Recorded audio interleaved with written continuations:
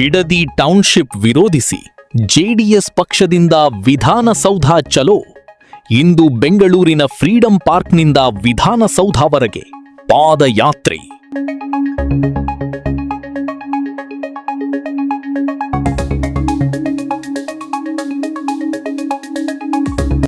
ಕೋಲಾರದಿಂದ 100ಕ್ಕೂ ಹೆಚ್ಚು ಕಾರುಗಳಲ್ಲಿ ಹೊರಟ ಜೆಡಿಎಸ್ ಮುಖಂಡರು.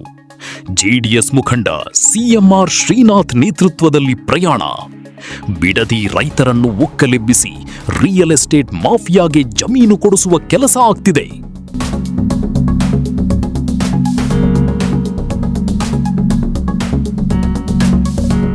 ರೈತರನ್ನು ಉಳಿಸಲು ಜೆಡಿಎಸ್ ಪಕ್ಷದಿಂದ ವಿಧಾನಸೌಧ ಚಲೋ ಮಾಡುತ್ತಿದ್ದೇವೆ. ರೈತರ ಹೆಸರಿನಲ್ಲಿ ಪ್ರಮಾಣ ವಚನ ಸ್ವೀಕರಿಸಿ ಈಗ ರೈತರನ್ನೇ ದಿವಾಳಿ ಮಾಡಲು ಹೊರಟಿದ್ದಾರೆ. ಟೌನ್ಶಿಪ್ ಮಾಡಲೇಬೇಕೆಂದಿದ್ದರೆ ಬರಡು ಭೂಮಿಯನ್ನು ಖರೀದಿಸಿ ಅಲ್ಲಿ ಅಭಿವೃದ್ಧಿ ಮಾಡಲಿ.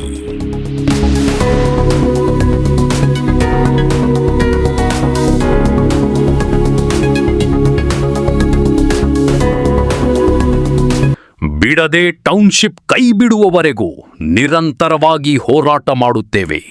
ಮುಂದಿನ ದಿನಗಳಲ್ಲಿ ಜೆಡಿಎಸ್ ಪಕ್ಷದಿಂದ ಉಗ್ರವಾದ ಹೋರಾಟ ಮಾಡುತ್ತೇವೆ. ಜೆಡಿಎಸ್ ಮುಖಂಡ ಸಿಎಂಆರ್ ಶ್ರೀನಾಥ್ ಎಚ್ಚರಿಕೆ.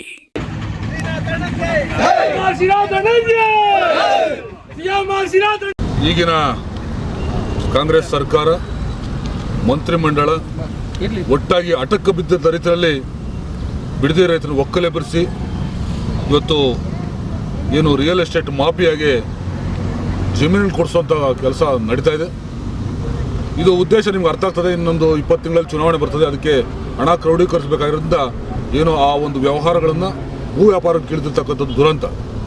ಇವತ್ತು ನೀವೆಲ್ಲ ನೋಡಿರ್ಬೋದು, ಕಳೆದ 9/10 ಅನ್ನೋದು ಏನು ನಿಗದಿಯಾಗಿತ್ತು ಬಿಡದಿಯಿಂದ ಪಾದಯಾತ್ರೆ ವಿಚಾರದಲ್ಲಿ, ಅದಕ್ಕೆ ಎಲ್ಲಿ ಈ ಹೋರಾಟ ಮುಂದಿನ ಸರ್ಕಾರಕ್ಕೂ ಅಥವಾ ಇವರು ಕಾಂಗ್ರೆಸ್ ಪಕ್ಷಕ್ಕೂ ತೊಂದರೆ ಆಗ್ತದೆ ಅಂತೇಳಿ 2 ದಿನಕ್ಕೆ ಸರ್ಕಾರದ ಜಿಲ್ಲಾ ಆಡಳಿತನ ಬಳಸ್ಕೊಂಡು ಆಡಳಿತ ಯಂತ್ರನ ಬಳಸ್ಕೊಂಡು ಏನು 2ನೇ ದಿನಕ್ಕೆ ಮುಟ್ಕೊಳಿಸ್ತಕ್ಕಂಥ ಪ್ರಯತ್ನ ಮಾಡಿದರು. ಅದು ಮುಂದುವರೆದ ಭಾಗವಾಗಿ ಇವತ್ತು 18ನೇ ತಾರೀಕು ನಾವೆಲ್ಲ ಏನು ನಮ್ಮ ಪಕ್ಷದ ವರಿಷ್ಠರ ಆದೇಶದಂತೆ 18ನೇ ತಾರೀಕು ಇವತ್ತು ನಗರದಲ್ಲಿ, ಬೆಂಗಳೂರು ನಗರದಲ್ಲಿ ಫ್ರೀಡಂ ಪಾರ್ಕಿಂದ ವಿಧಾನಸೌಧಕ್ಕೆ ಪಾದಯಾತ್ರೆ ಹೋಗ್ತಕ್ಕಂಥ ಒಂದು ಕಾರ್ಯಕ್ರಮ.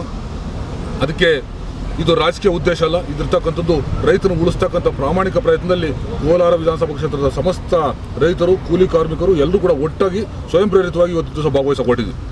ಇದು ಅಲ್ಲಿ ಏನು ನಮ್ಮ ವರಿಷ್ಠರು ಎಲ್ಲ ನಮ್ಮ JDS ಮತ್ತು BJP ಮೈತ್ರಿ ಎಲ್ಲ ಪ್ರಮುಖ ಅಲ್ಲಿ ನಡೆದಿರ್ತಾರೆ.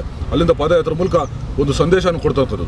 ಇದು ರೈತರ ಹೆಸರಲ್ಲಿ ಏನು ನೀವು ಪ್ರಮಾಣ ವಚನ ಸ್ವೀಕಾರ ಮಾಡ್ತೀರಿ, ರೈತರನ್ನ ಇವತ್ತು ದಿವಾಳಿ ಮಾಡ್ತಿದ್ರಿ, ಏನು ಅವರನ್ನು ಒಕ್ಕಲೆಬ್ಬಿಸ್ತಕ್ಕಂಥ ಕೆಲಸ ಮಾಡ್ತೀರಿ, ಇದಕ್ಕೆ ನಮ್ಮ ವಿರೋಧ ಇದೆ.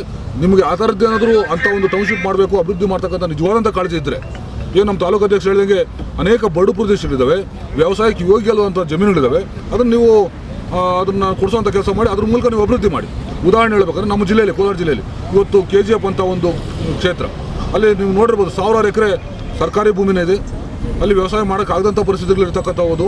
ಜೊತೆಗೆ 16,000 ಜನ ದಿನನಿತ್ಯ ಪ್ರತಿನಿತ್ಯ ರೈಲಿಂದ ನಾವು ಬೆಂಗಳೂರಿಗೆ ಏನು ವಲಸೆ ಹೋಗ್ತಾ ಇದ್ದಾರೆ, ಏನು ಕೂಲಿ ಹರಿಸ್ಕೊಂಡು, ಅಂದರೆ ನಮ್ಮ ಉದ್ಯೋಗ ಹರಿಸ್ಕೊಂಡು.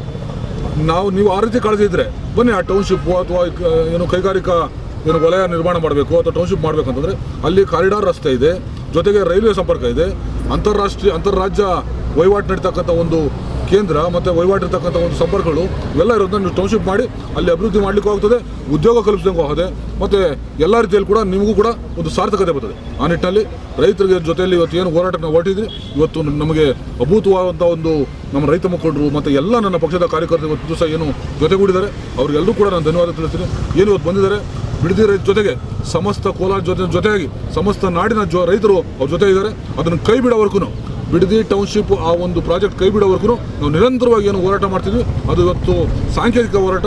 ಇದೇನು ಕೈ ಬಿಡಲಿಲ್ಲ ಅಂದರೆ ಉಗ್ರ ಹೋರಾಟ, ದೊಡ್ಡ ರಾಜ್ಯಾದ್ಯಂತ ದೊಡ್ಡ ಮಟ್ಟದ ಒಂದು ಹೋರಾಟ ಇಟ್ಕೊಳ್ಳಿಕ್ಕೆ ಏನು ವರಿಷ್ಠರು ಆದೇಶ ಮಾಡಿದರೆ ಆ ಪ್ರಕಾರ ನಾವು ಸಿದ್ಧರಿದ್ದರೆ ಅದರ ಮೂಲಕ ನಮ್ಮ ಭೂಮಿ ನಮ್ಮ ಹಕ್ಕು ಅನ್ನೋ ಒಂದು ದಿಶೆಯಲ್ಲಿ ನಮ್ಮ ರೈತರ ಭೂಮಿನ ಉಳಿಸೋ ರೀತಿಯಲ್ಲಿ ಪ್ರಾಮಾಣಿಕ ಪ್ರಯತ್ನ ನಾವು ಮಾಡಲಿಕ್ಕೆ ಹೊರಟಿದ್ವಿ. ಅದಕ್ಕೆ ಸಹಕಾರ ಕೊಟ್ಟಂತ ಎಲ್ಲರೂ ಕೂಡ ನಾನು ಧನ್ಯವಾದ ತಿಳಿಸ್ತೀನಿ. ಎಲ್ರಿಗೂ ಶುಭ ಆಗಲಿ. ನಮಸ್ಕಾರ.